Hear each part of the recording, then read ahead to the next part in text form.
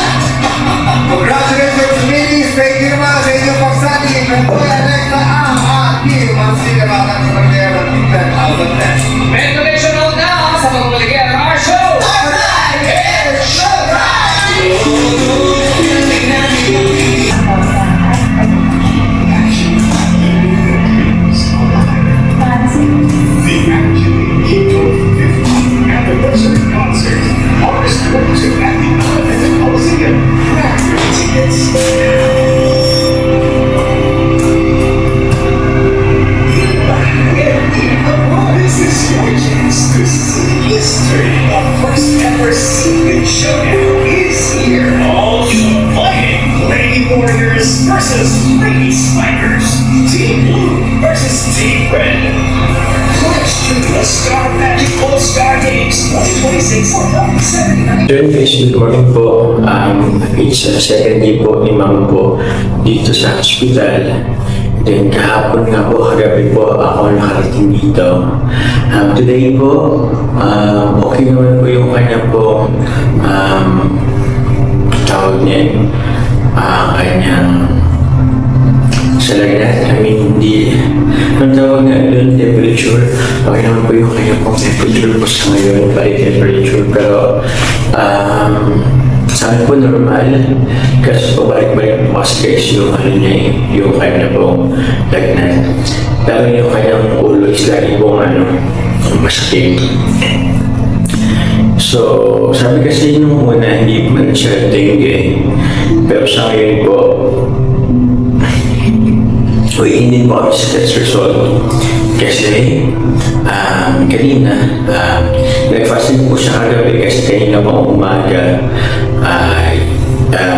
pinanong po siya ng dugo para i-test. So, ngayon po, hindi po kami sa result. So, yun guys. Marami na rin po ipapalit-palit ko dito. Kasama po namin. Kasama ko, mga kapatid ko. Kaya lang dito po sa Kuanti, sa Antibela, sa Kalingap. So, yun guys. Kaya lang po kung hanggang ilang araw na kami dito. Hindi ko rin alam kung hintayin ko muna makabalik si Mama or si Mama bago ako magbalik po ng diet.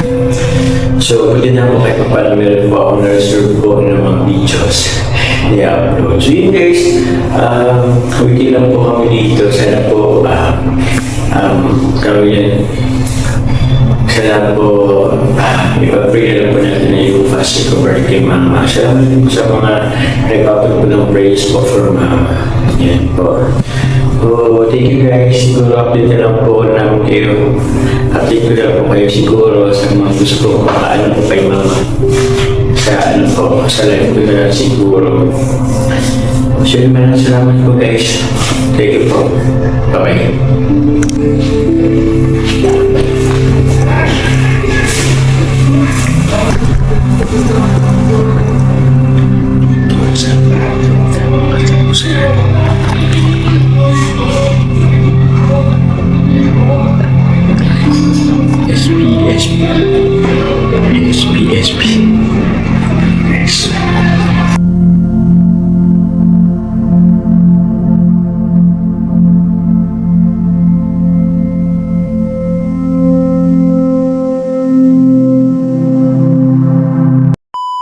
So yun na nga po, no, nakakalungkot po na nasa hospital po yung mama ni Kalingap Jomar. We hope and we pray na sana makalabas agad yung mama niya, kasi kung di tayo nagkakamali parang naging positive po sa dengue yung mama ni Papa Joms.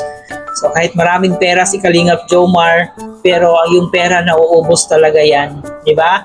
So syempre maraming salamat na rin sa mga tumulong, sa nagpaabot ng tulong. So napakalaking tulong po yon para kay Kalingap Jomar. At dito nga po guys sa video, no, na ating napanood, kitang-kita po natin kung gaano nag-alala si Papa Joms. Kahit ganun pa man, ay natuloy pa rin po yung kanyang business, no?